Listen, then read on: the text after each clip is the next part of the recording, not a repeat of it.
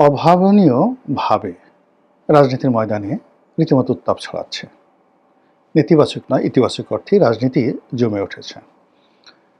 বিএনপির পক্ষ থেকে দলের চেয়ারম্যান জনাব তারেক রহমান সারা দেশ চষে বেড়াচ্ছেন এবং তিনি সবাইকে আশ্চর্য করে দিয়ে একটি রাতে প্রায় 18 ঘন্টার সময় নিয়ে সিলেট থেকে শুরু করে ব্রাহ্মণবাড়িয়া, নরসিংদী, কিশোরগঞ্জ বিভিন্ন এলাকাতে 9টি না 10টি জনসভা করেছেন এবং সারাটা রাত তার যারা ভক্তকুল, কর্মী, সমর্থক এবং নির্বাচনের ময়দানে যারা বিএনপির নেতাকর্মী, তারা সর্বস্ব শক্তি দিয়ে এই শীতের রাতে তাদের নেতার কথা শোনার জন্য অধীর আগ্রহে তারা সেই নির্বাচনী মাঠে উপস্থিত ছিল। অন্যদিকে তার প্রতিপক্ষ ডক্টর শফিকুর রহমান, জামাতের আমির, তিনিও তার নেতাকর্মীদেরকে নিয়ে সারা বাংলাদেশ চষে বেড়াচ্ছেন।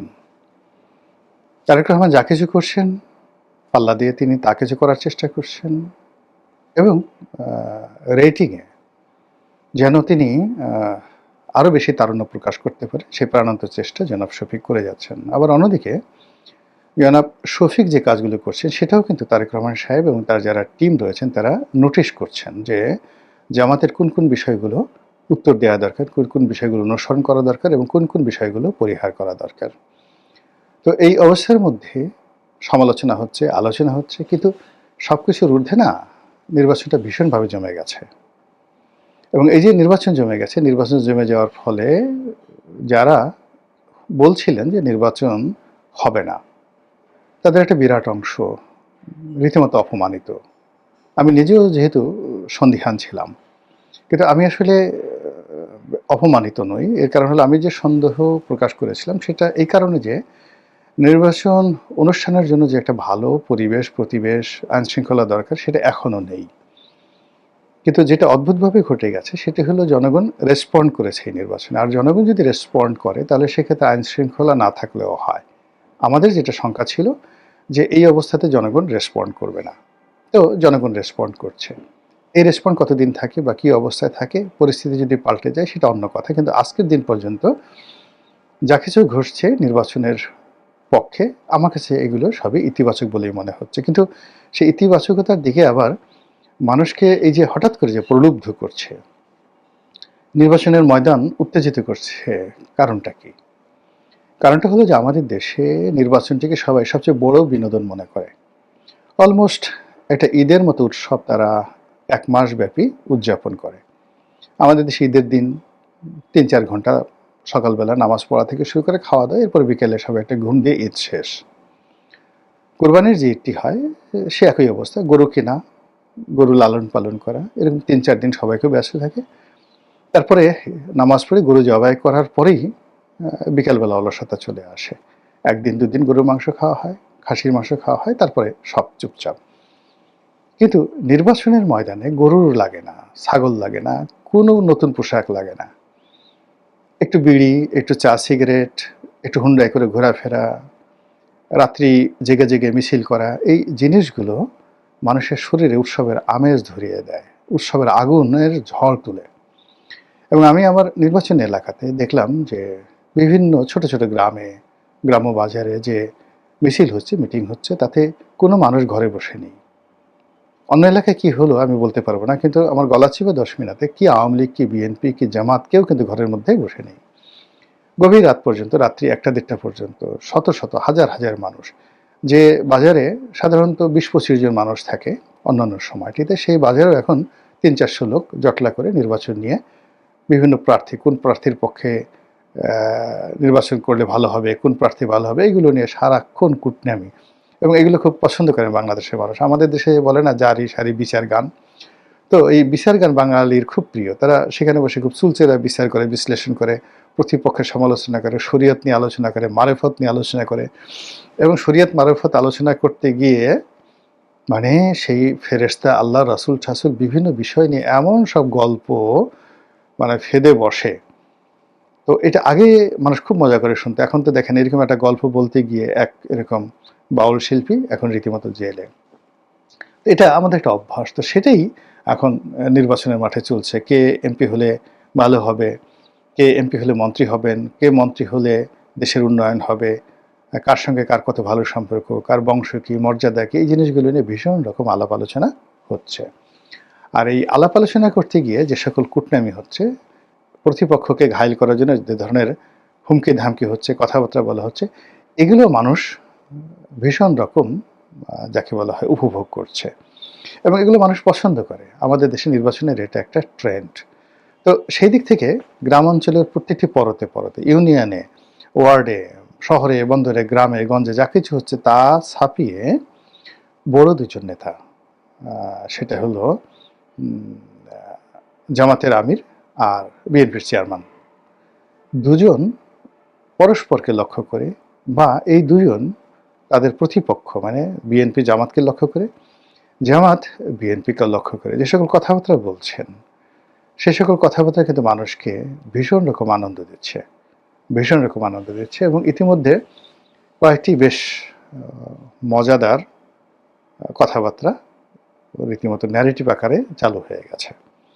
আর আমাদের সমাজে যুবকরা, তরুণরা যারা সাপোর্টার রয়েছেন, এখন ইদানিং এআই থেকে শুরু করে বিভিন্ন প্রযুক্তিতে এতটা আধুনিকতা তারা অর্জন করেছেন যে কোনো একটা নেতার কোনো একটা বক্তব্য দেওয়ার সঙ্গে সঙ্গে তারা এআই দিয়ে একটা ভিডিও তৈরি করে ফেলে, একটা অডিও ফুটেজ তৈরি করে ফেলে, একটা ন্যারেটিভ তৈরি করে ফেলে এবং এগুলো নিয়ে আবার যারা অবসর সময় মাঠে যেতে পারেন না, ফেসবুকে বসে বসে সারাক্ষণ ব্যস্ত থাকেন। এর মধ্যে জামাতের আমির, তিনি বয়স্ক মানুষ, মুরব্বী মানুষ, তো তিনি প্রতিপক্ষকে বলার চেষ্টা করছেন তারা বসন্তের কোকিল। তো বসন্তের কোকিল যে বসন্ত আসলে যেভাবে ডাকে, কু কু করে ডাকে, তো তিনি তার ওই পবিত্র জবান দিয়ে তিনি কু কু কু শব্দটা বলছেন, এটা লোকজন ভারী মজা পেয়েছেন। তো তিনি এই কথা দ্বারা যেটা বোঝার চেষ্টা করেছেন, তারেক রহমান সাহেবকে টিপ্পনি কেটেছেন যে দেশে যখন বর্ষাকাল গেছে, মানে খারাপ সময় গেছে রাজনীতির, তখন তো তিনি লন্ডনে বসে থেকেছেন, বিপদের দিনে আসেননি, জামাতের আমিরের মতো জেলে যাননি, জামাতের আমিরের মতো কষ্ট করেনি। এখন নির্বাচনের মরশুমে এসছে, ক্ষমতায় যাওয়ার একটা সুযোগ তৈরি হয়েছে, জোয়ার আসছে, আর সেই জোয়ারে পাল তোলার জন্য, হাল ধরার জন্য তিনি বাংলাদেশে এসেছেন।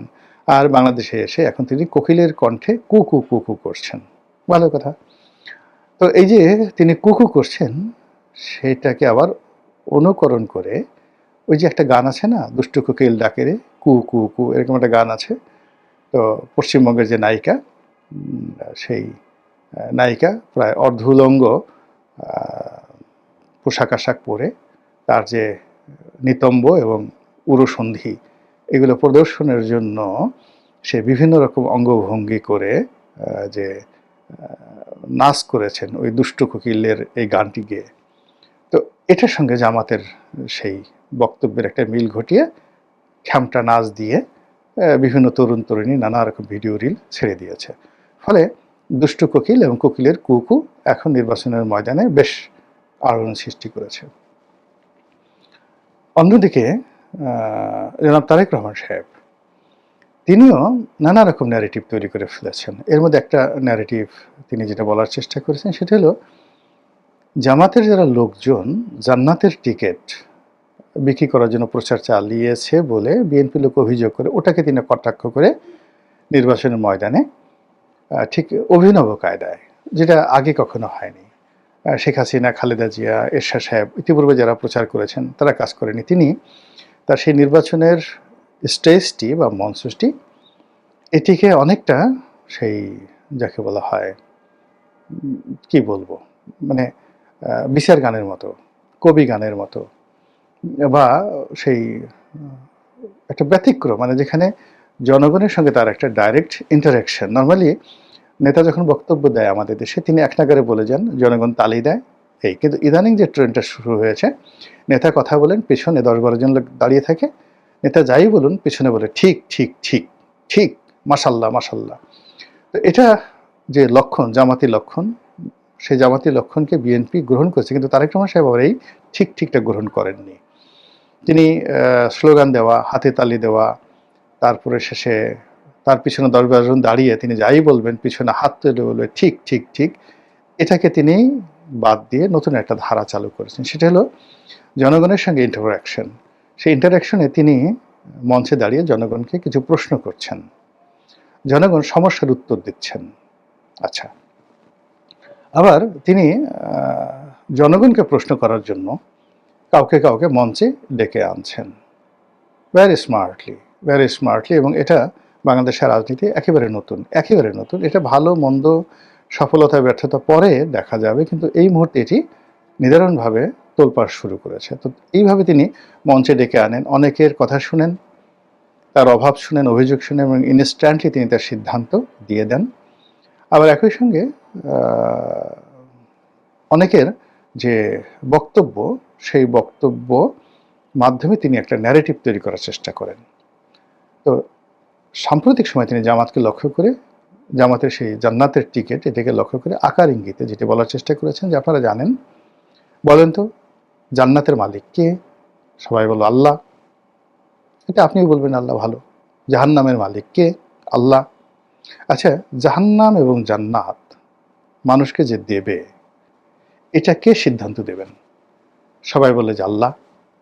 আচ্ছা, যদি এই যে আল্লাহর যে সম্পদ, আল্লাহর যে এখতিয়ার, আল্লাহর যে মালিকানা, এটা যখন কোনো বান্দা এই কাজগুলো করে তখন তাকে কি বলা হয়? লোকজন বলে সেটাকে শিরক বলা হয়, অংশীদারিত্ব। অর্থাৎ আল্লাহ যেভাবে জান্নাত জাহান্নাম দিতে পারে, কোনো মানুষ যদি বলে আমিও জান্নাত জাহান্নাম দিতে পারি, তাহলে সে নিজেকে আল্লাহ দাবি করে বসলো। আর আল্লাহ দাবি করা মানেই তো শিরক। আর শিরক হলো এমন যেটা আল্লাহ রাব্বুল আলামিন কখনো ক্ষমা করেন না। তো জামাতের লোকজনই ওয়াজ করে বিভিন্ন সময় যেটা বলছে, যেমন সূরা আর রহমানে ওয়ালা তামশি ফিল আরদি মারহা ইন্নাল্লাহা লা ইউহিব্বু কুল্লা মুক্তালিন ফাকুর। তো ইয়া মাশারাল জিন্নি ওয়াল ইনস ইনিস্তাতুম আন তানফুজু মিন আকতারিস সামাওয়াতি ওয়াল আরদ ফানফুজু লা তানফুজুনা ইল্লা বিসুলতান। এই যে আয়াতগুলো রয়েছে বিভিন্ন সূরাতে, সূরা আর রহমান সহ অন্য সূরাতে, তো এইগুলো মূলত মানুষের যে দম্ভ এবং অহংকার, এই ব্যাপারে আল্লাহ রাব্বুল আলামিন সতর্কতা জারি করেছেন যে তোমার যে ক্ষমতা, সেই ক্ষমতা দিয়ে তুমি এই পৃথিবী যে ভূমি এটা ফাটিয়ে ফেলতে পারবে না, অথবা তুমি কোনো পাহাড় লাফ দিয়ে অতিক্রম করতে পারবে না। তো কাজেই বিনয়ী হও, স্বাভাবিক আচরণ করো। এইগুলো হলো মানুষের অহংকারকে দমন করার। আরেকটা যেটা ওই জামাতের যারা নেতৃবৃন্দ তারাই বিভিন্ন সময় ওয়াজ করেছেন, সেটা হলো হাদিসে কুদসি। মানে কিছু হাদিস আল্লাহর রাসূল সাল্লাল্লাহু আলাইহি ওয়াসাল্লাম বর্ণনা করেছেন, কিন্তু মূলত এগুলো স্বয়ং আল্লাহর কথা। এগুলোকে বলা হয় হাদিসে কুদসি।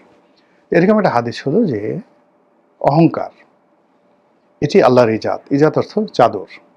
আল্লাহ বলেন যে ব্যক্তি এই জমিনে অহংকার করে সে যেন আমার চাদর নিয়ে টানাটানি করে, আল্লাহর চাদর নিয়ে টানাটানি করে। এবং এই যে চাদর নিয়ে টানাটানি করে অহংকার করে, এই যে শিরক, এটাকে তারেক রহমান সাহেব ব্র্যান্ডিং করেছেন।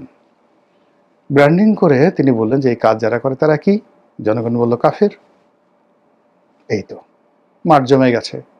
জামাতের ভীষণ রকম অপমান বোধ করছে এবং তারা নানা রকম কথাবার্তা বলছে তারেক রহমান সাহেব সম্পর্কে, এবং সেটা নিয়ে ভিন্ন একটি ভিডিও করব। কিন্তু ঘটনা যাই হোক না কেন, এই যে যতটুকু আলোচনা করলাম, আপনি দেখুন নির্বাচনের মাঠ কিন্তু ভীষণভাবে জমে গেছে।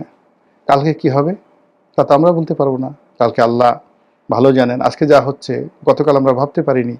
তা আমরা এই যে আলোচনা করছি, আপনারা শুনছেন বা আমি বলছি, আমি বেসিক্যালি যেটি করার চেষ্টা করি সেটা হলো ডে টু ডে, মানে আজকের যে বিষয়গুলো রয়েছে সেই বিষয়গুলোর যে পর্যবেক্ষণ, অ্যানালাইসিস যেটিকে বলা হয়, সে অনুযায়ী যা কিছু চলছে এবং এটার ইতিবাচক নেতিবাচক দিক কী হতে পারে সেই বিষয়গুলো আপনাদেরকে